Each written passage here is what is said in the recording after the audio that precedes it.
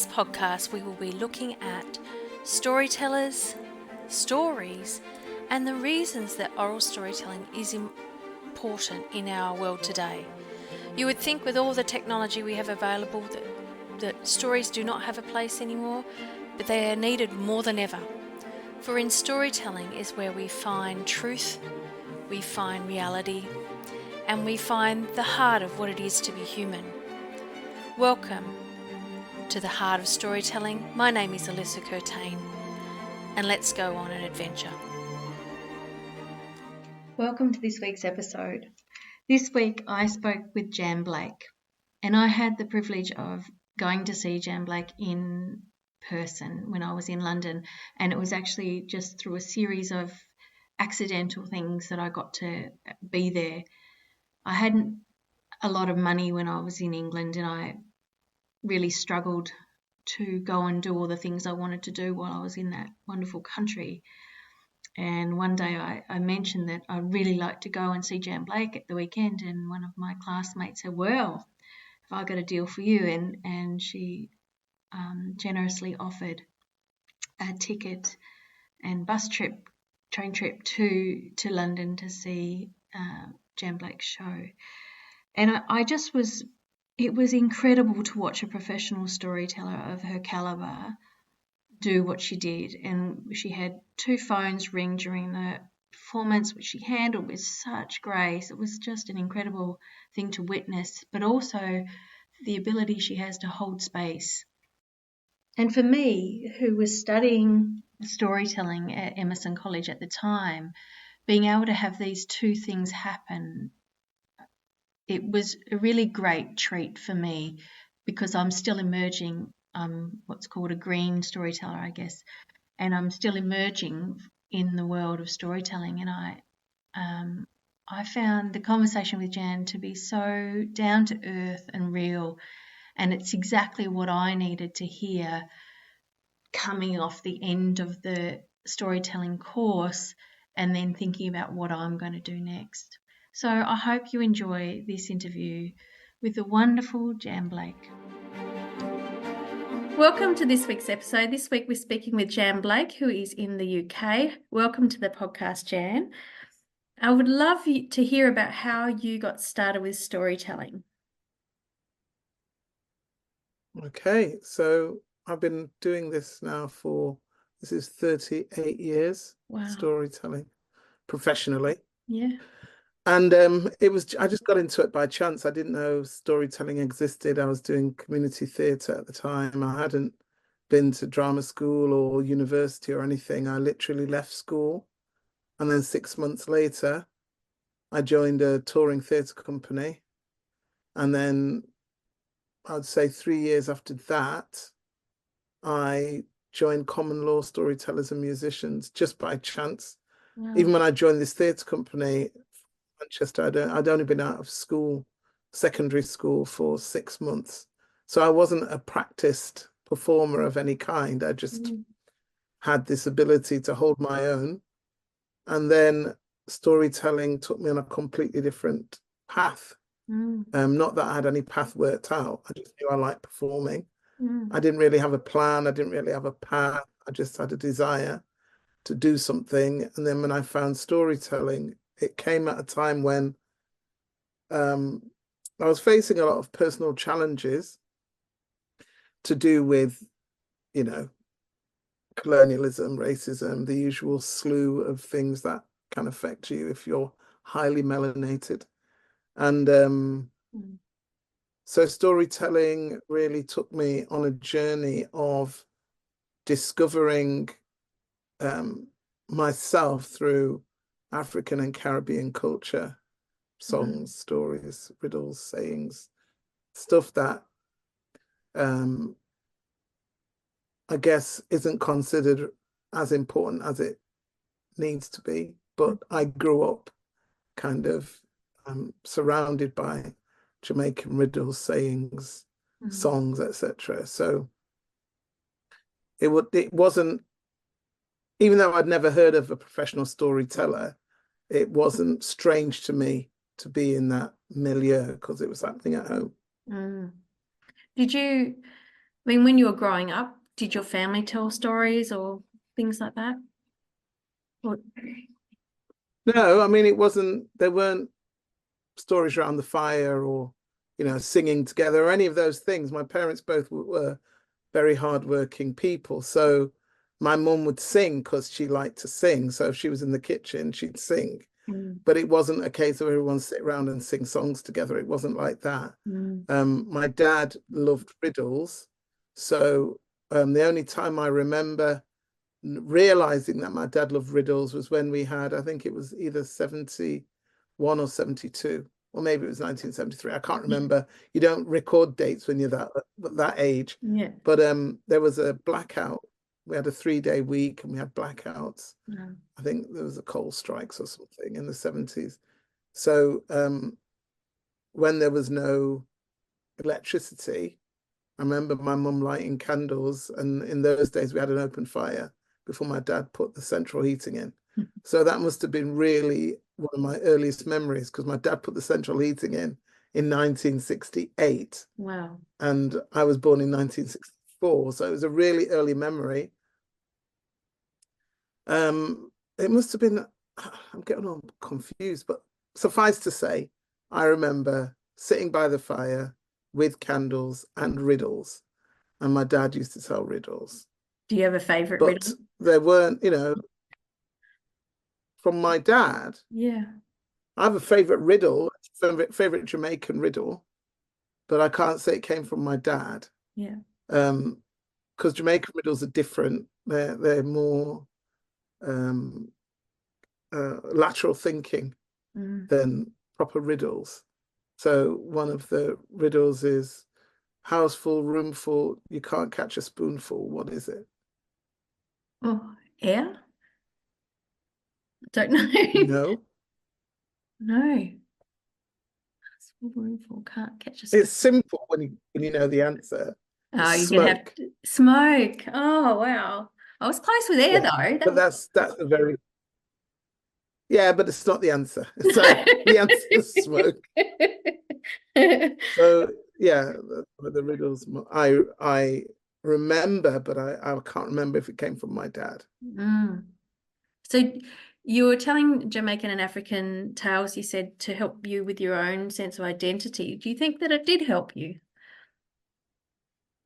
No, I wasn't telling them to help with my own sense of identity. I discovered that these stories were helping me to find something that I actually didn't know was missing until I started telling those stories and singing those songs. It just had to coincide with a time in my life when I wasn't having problems with my identity. I was having problems with having to deal with racism in all its forms. That's what I was struggling with, not my identity. Okay, so did that really help? Did the stories help you? Well, racism hasn't gone, but it's helped redirect. It's helped me to redirect my focus, I would say. My focus now goes on discovering more than reacting. And the stories help me to discover. Whereas the state of the world puts you in a constant reactive state. And I don't think it's healthy. Even if it keeps happening to you, I don't think it's healthy to keep engaging with it. So for me, storytelling has become a way to use that energy in a more useful, positive, and self-healing way. But I never set out to do any of that. No. I don't want to give the impression that I kind of sallied forth with this deep knowledge. I didn't. I started off doing something, and then it's had its way with me, and I've discovered more about it the more I've done it. I don't have any kind of sense of me I didn't begin all of this with any sense of mission about story or storytelling or myself as a storyteller. I think it's really important to acknowledge that, because people can kind of project this idea that, wow, this wise guru, Jan Blake, which is yet another potential stereotype, the black woman, mammy, deep wisdom. That's not what I'm about. I might have become that over the years, but I didn't start off as that. I mean, I am 60 now, so I guess I can claim a little bit of that, only because I've been here long enough to do that. Well, you're in the Not wise woman because age bracket, aren't you? That's what they say. That's what they say. Yeah. Do you remember the first story you told? I do. It was a story called Why Puss and Dog, or Why Cats and Dogs Are No Longer Friends. And it was a story from a book by Philip Sherlock, who was a Jamaican folklorist of English origin. So it was, I guess he was related to plantocracy, as they call it. But yeah, that was a book full of traditional Jamaican folk tales. Some were of Anansi, some weren't. But that one, I think I chose it because it wasn't Anansi, actually. Yeah. And do you still tell that one, or you? No. No. In fact, it's really interesting. I first told it when I first started telling in 1986, and it had been recorded by the Crick Crack Club, but I had never seen it. And then I saw it for the first time 2 years ago. Wow. And it was fascinating to watch myself as a young, literally green storyteller compared to now. I would say the basic ability was there, and I can see why I was encouraged by Ben Haggerty and by the other people who were there to really take storytelling on. I could see why, but I think if I'd known it then, I might be a different storyteller. I might become a different storyteller, because I had no idea that I'd made such a big impact. I just enjoyed doing it and took it from there, really. Yeah, amazing. So what were some of the things you noticed in your evolution as a storyteller, the things that you've shifted or changed? I don't think it's as a storyteller. I think this is one of the problems we're having at the moment. It's as a human being who happens to tell stories. Yeah. And I think the emphasis is too much on the storyteller. And there needs to be more emphasis on what kind of human being wants to stand up in front of people and tell stories. Is it the same impulse when I first started? The initial impulse, and I've said this in many interviews, was money. I was told I could earn £20 an hour if I told stories. That suited me down to the ground because I was broke.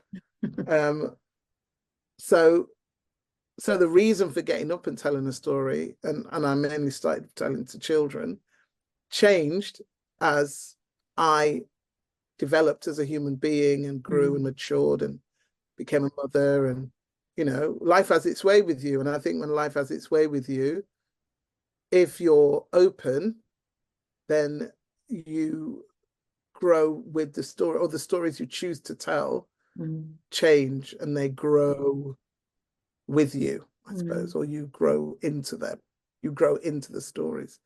So I would say that maybe the choice of stories changed, but that's only because I probably had more to say about being alive and being human than I did when I started. Yeah, as a young person. Yeah, I can see that. I can see how the choice of stories would definitely change as you go. Because I've got a few that I'd like to tell, but I'm not ready to tell them. And I know that I'm not ready to tell them because I'm not the person I need to be just yet for those stories. But you, today, you still tell for all ages, don't you? You do children and adult sessions, or? Yeah, Yeah. yeah, Do you have a preference? across the board. Yeah. No, No. no, not really. No, I mean, like, the only preference is that the audience wants you to be there. Mm. If the audience doesn't want you to be there, which is one of the reasons I am very reluctant to tell at secondary school level, Mm. because best that you're tracking children from primary right through, from early years, foundation stage, key stage 1, key stage 2, 3, and 4, as you're tracking a group, and story is present in their lives all the way through that. Yeah. By the time they get to secondary school, usually stories are cut off year 6, 7, Mm. and then they have about 2 years where their story isn't part of their active life. Mm. And then someone thinks, oh, we'll have a mufti day, or people won't be on uniform today. What can we do to entertain them? I know, and throw a storyteller in.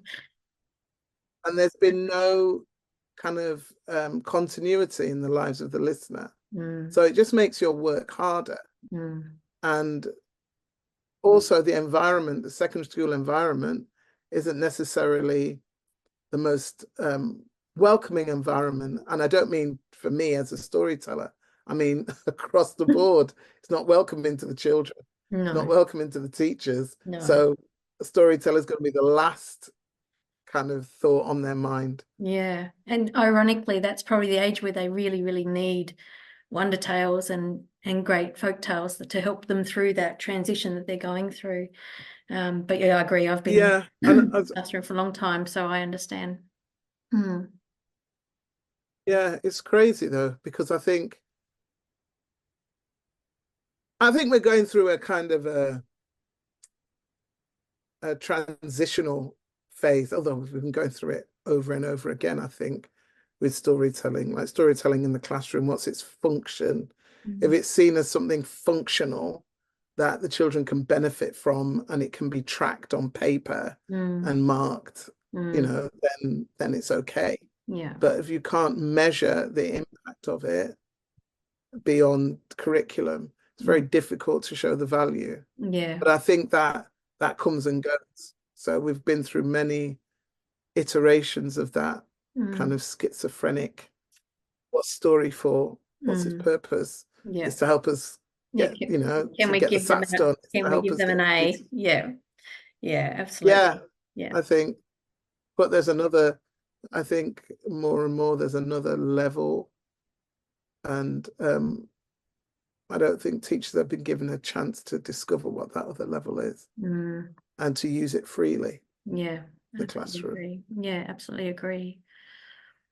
So I came and watched you in London to watch a show, which was a bit of a thrill for me and Hayley, and but one of the things I observed, me being a green storyteller, was how you, not just the story, but the before and after, how you held space as you got onto the stage, the eye gaze, then afterwards how you met with everybody.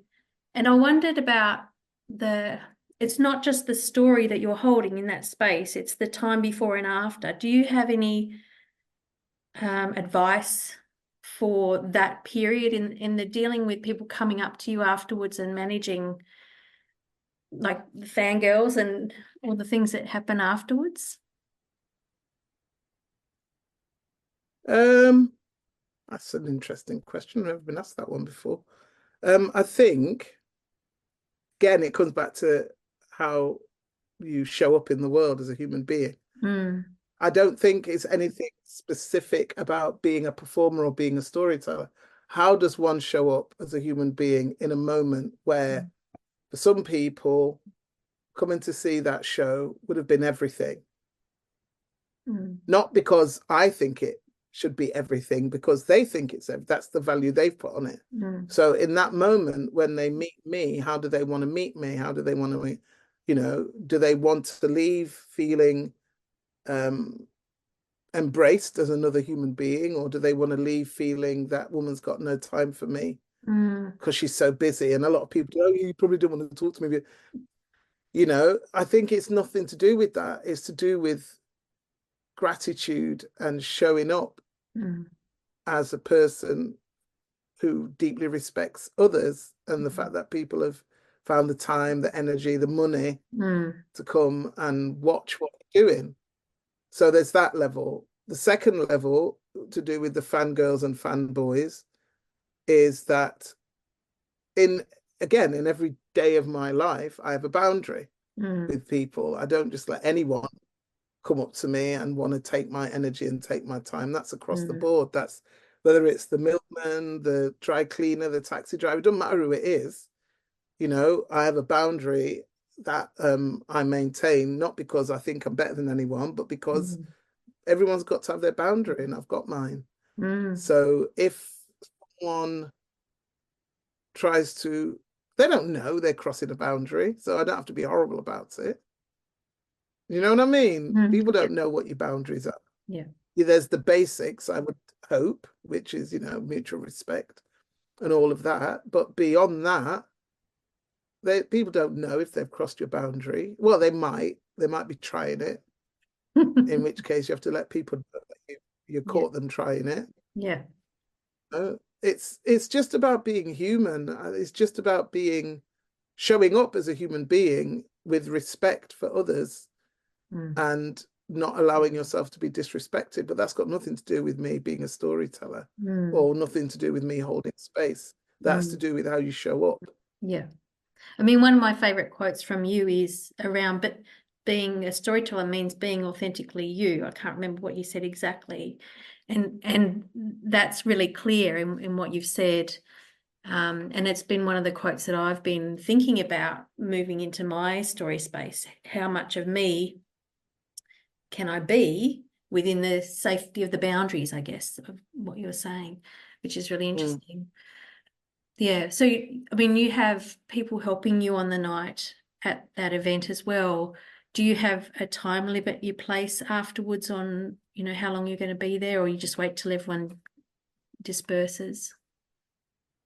You know, I think people need to understand something about me is I just base everything on how I feel in the moment. Yeah. I really do.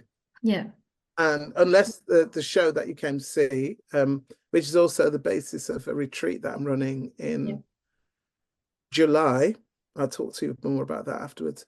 But unless it's something that I'm doing like with Pan, who's my accompanist and dear friend, so he'd never done that story. He'd done the story with me in a kind of 20-minute version, but not in that fully extended version. We never performed it together before. Oh, wow. So we went through the musical, we went through the musical cues or the potential music that we could use and why. But beyond that, it was all on the fly, really. Wow. Which is how I like it best. Yeah. Because it means that you know the story well enough, you trust your accompanist well enough, and you trust your ability well enough, and then you just have to see where you end up. You know the beginning, the middle, and the end of the story. Yeah. And then it's about not necessarily managing the audience, but managing the energy of the story, the rhythms of the story, the kind of, that's about it really. And then just have to trust. Yeah. If I've been doing this for 38 years, I reckon I can do that now. I reckon you can. And then at the same time, I reckon you can. I mean, there were 2 phone distractions during your show, which you handled beautifully. I just absolutely in awe of that. So it was great. Yeah, I think one just has to there's ability, right? And then there's willingness, or your, what's the word I'm looking for? Your absolute commitment to doing what you're doing. Right? So that's your ability. There's your absolute commitment to doing what you're doing. And then it's just having a great time, having fun, enjoying the story and enjoying oneself, discovery of the story as you're doing it, and trusting that someone like Pan, who's got my back, Mm. Do you know what I mean? Yeah. It's just a nice feeling. But that's, again, yes, I know people say, yeah, I'm a great storyteller, and get that. But there's something else I think that we need to be conscious of, which is being a storyteller might appear to mean that you're of a higher, greater, whatever the other adjective is, position, but you're not. You're just a person in the world who has the ability to communicate something beautifully because you're practiced at it. You're practiced at it. And then if you're lucky and you have this innate ability to communicate, then you practice with that innate ability and you get better and better and better. But in terms of what kind of human being that makes you, it makes you someone who's committed to doing something well, but it doesn't make you better than anyone. No. And it doesn't make you wiser than anyone or more intentional than it. Do you know what I mean? It's I know there's a lot of that attached to storytelling, but I think that the more ordinary and down to earth we can be in the telling of our stories and in our encounters with other people, the better it is for the story. If I start getting up myself, for want of a better word, about being Jan Blake, and that's going to interfere with the story. That's going to interfere with these beautiful narratives that I've taken it upon myself to share with the world. If I'm putting myself and my idea about myself before that story, then I'm getting a bit confused. I'm here to share the story. The story's not here. It's not an opportunity to share me. If that makes sense. Oh yeah, no, absolutely. The story is central to the whole experience of storytelling and of being in the audience of a story. It's the story that we're there to experience, all of us. So do you have a process for picking stories, or do you stay in the lane that you're in? Or do you sometimes go out and do a Greek myth or something? What do you mean by lane? What do you mean? Oh, so you said you do Caribbean and African stories. Do you ever go outside of those spaces and do other things?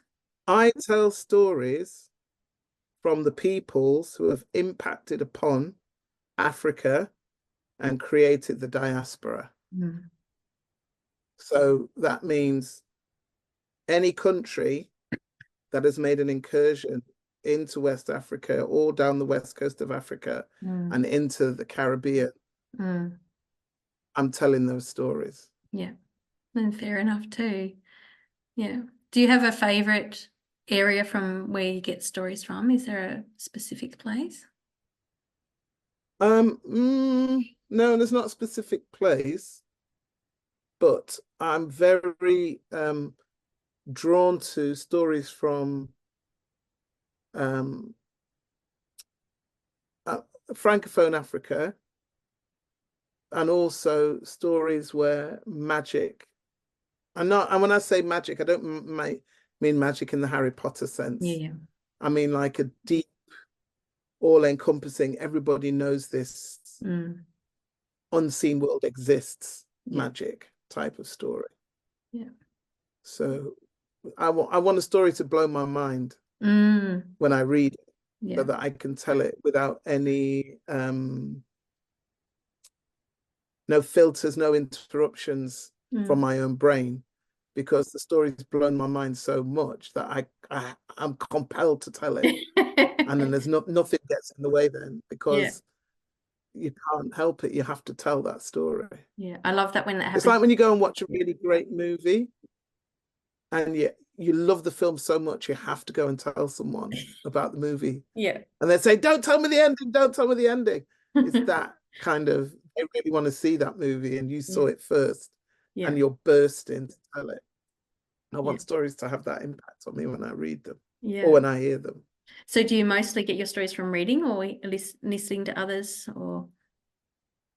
Both, Yeah. it's both. It depends. It just depends on what's moving me on that day. Yeah. Or I might give a title and have absolutely no stories until 2 hours before. I might have been inspired by a story that I've read to give me the title, but sometimes I just can't settle on anything until the last minute because it feels fresher, more accessible when I've just read it in that last hour or whatever. Feels more real than if I tell something I've told and told and told, then it becomes like a bit and feels a bit rehearsed, and then I'm finding it difficult to feel that same sense of immediacy that I seem to need when I'm telling stories. Yeah, I do love your Friday dilemmas. They come up on Instagram. I quite enjoy those. And because they're such short stories as well, they're really good to fit into the day when you're a bit busy. I guess being in the industry, I suppose, for 38 years, you've seen a lot of changes or things have shifted. What have you noticed over the time? I just don't care. I know it sounds horrible to say it, but it's just, I think this is the thing. This is half the issue is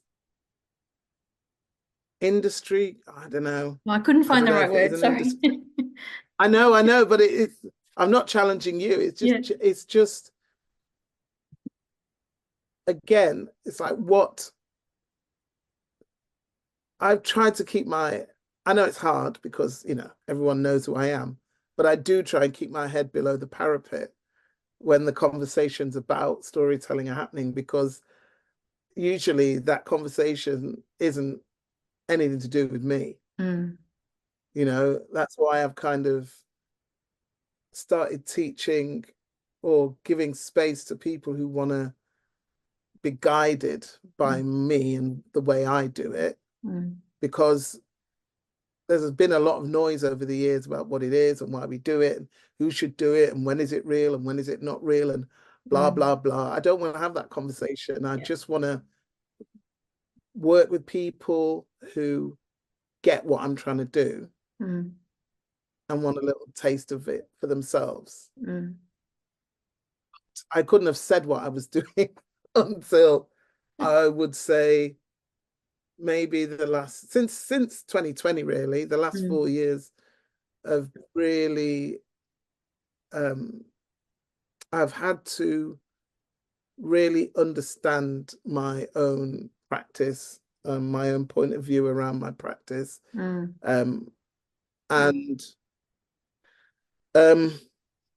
get to the point where, for me, I know why I do it. It doesn't matter why anyone else does what they do or how they do it. Everyone's got a right to turn up in this world and do things the way they want to do it. If we've got to do it by committee, I'm out, because a lot of the people in the conversations that I've heard over the years aren't coming from where I'm coming from. So, and that's okay. I'm not judging anyone, but I know that I can only speak for why I do what I do the way I do it. And the other bigger rounder debate, I'm pretty sure, doesn't include me. It's a really it's really refreshing to hear that, actually. For me, just starting out, doing the podcast has helped me to gather lots of different perspectives about things, about why people do what they do, and that's helping me to sort of line up with where I'm going and why I'm doing it. And this podcast is called The Heart of Storytelling. So what do you think is at the heart of storytelling, either for you or for the wider world?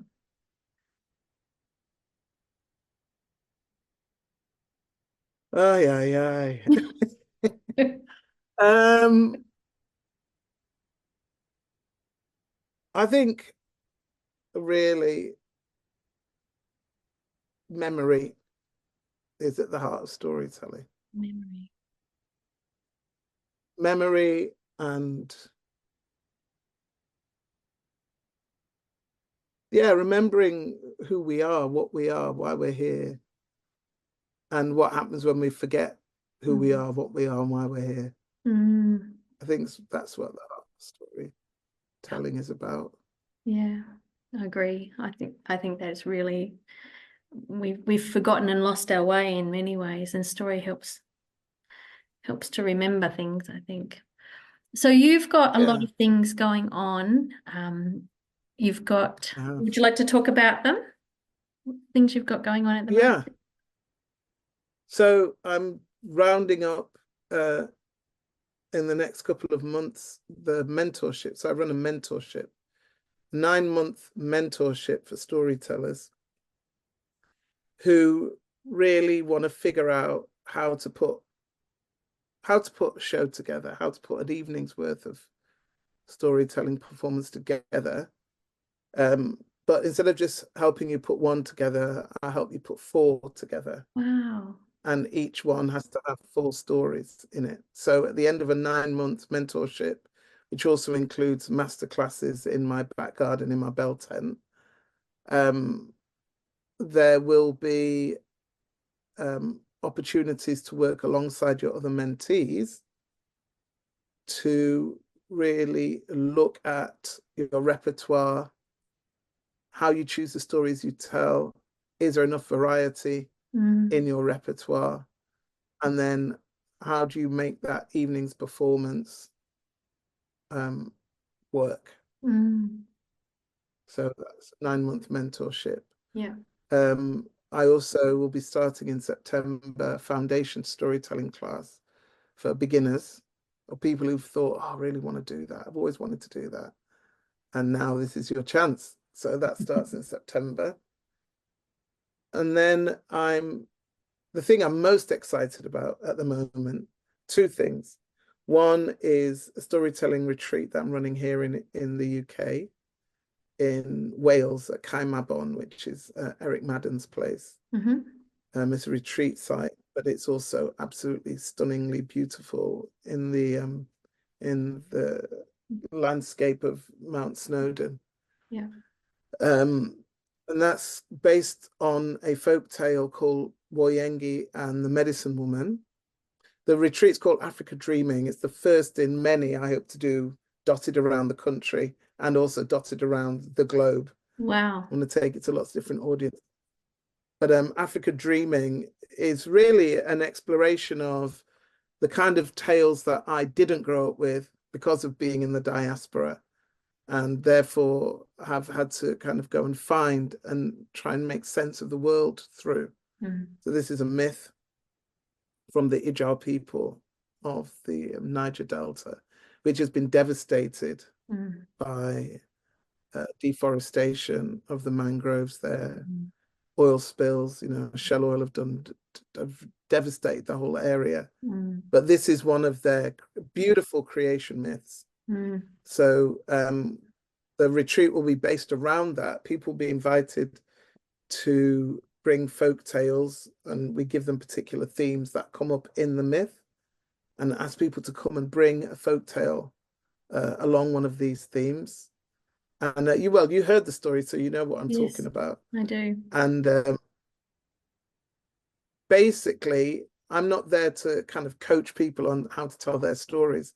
It's going to be just a reflection on yourself through the story that I tell, and then you responding to the story that I tell with the story that you bring, and you'll have opportunity to tell around the fire in the evenings. But there'll be different activities. There'll be foraging walks with a herbalist, a medicine woman called Roisin Riley. There'll be breath work every morning.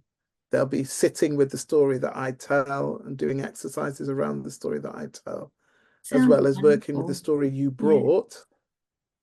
Yeah, even though I won't be coaching anyone or spending any time specifically listening to anyone's story, it's about exploring my story, the myth. Oh, that sounds wonderful. Yeah, so that's what that'll happen. Yeah, the 11th to the 14th of July. For anyone who's out there and want, you can find details on my website. Yeah, I'll put it all in the link below. But thank you so much for joining me today, and have a great time in Toronto. I hear you're going over there. So I just feel really Yes, I am. Yeah, really grateful for you coming to be on my little podcast. Oh no, don't say it like that. It's not little, it's just a podcast. It's lovely to chat with you anyway. Thank you so much, Jan. All right, Alyssa, look after yourself. Well, that's our episode for today. I hope you've enjoyed learning about storytelling and folktale, fairy tale, myth, legend, or personal tales, wonder tales, all sorts of stories, and the art of storytelling, and why we really need to continue using it today. You can find more information about me at alyssacurtain.com or at Alyssa Curtain Stories on Facebook, Instagram, YouTube, and TikTok. I hope that you can find your heart in storytelling.